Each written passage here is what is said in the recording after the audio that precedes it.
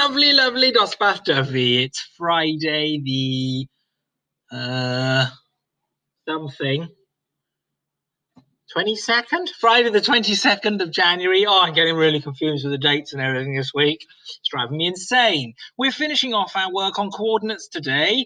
And you've done so well so far, so I'm quite impressed. One thing you've got to remember: in the house before you go up the stairs. You can't go upstairs before you've opened a door. So you must go in before you go up. Lots of them getting them mixed up. But it always happens. It's fine. We'll get it sorted. This is just an initial practice. So let's go through today's work. Again, if you are mild, you're doing the first 3 questions. If you're medium, you do the next one. And then if you're spicy, you finish the lot.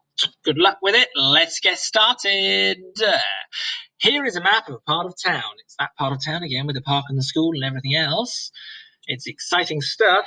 It's got a shop, it's got a bank, it's got a cafe. Ron is standing at 1-1. Now, when you've got numbers like this, 1-1, it doesn't matter which way round they go, although you should still go in and then up. So Ron is standing at 1-1. Here is Ron.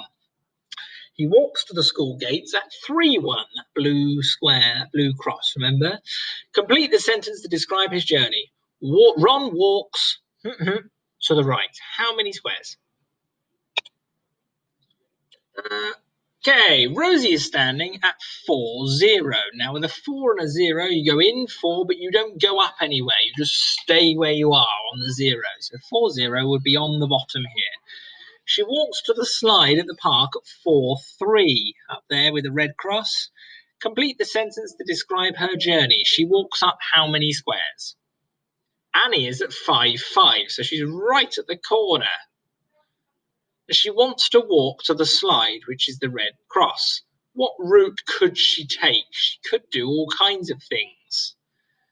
See which one you would prefer, which one you find is easier to explain. And then if you want to leave it as an audio comment or a comment on your work, or if you want to write it in the bottom, either way is fine.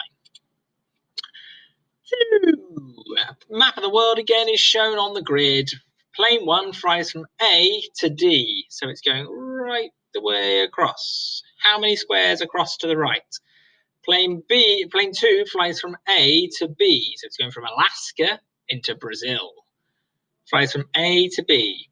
How many down, how many across, or how many right and how many down? It doesn't matter which way around you do it, as long as you get there.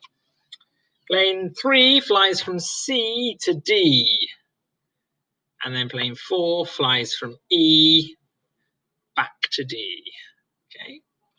How many right, how many left, how many up, how many up? Last question for those of you doing mild. 5 points are drawn on the grid. Complete the sentence to describe the translations. Translations, fancy word meaning move. Translations. C to D is a translation what right. So if C was to move over to D, how many has it moved to the right? A to D is a translation of what down. So how many would it have to move down to get to D? E to C is a translation of what right and what up. And then you've got 2 more to complete as well. How many other translations could you describe? If you're doing medium, you can stop after you've done 3E. If you want to do, if you're doing mild, sorry, stop after 3E.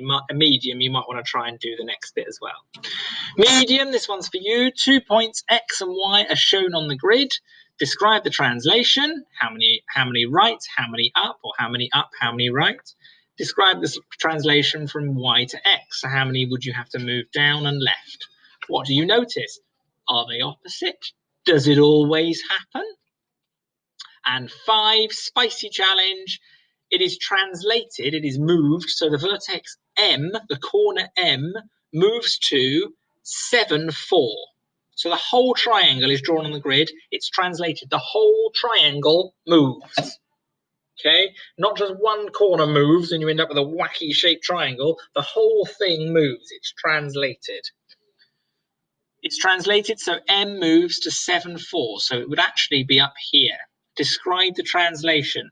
Then you need to draw that same triangle with M being on the corner here. Okay? If you need help with this one, Spicy,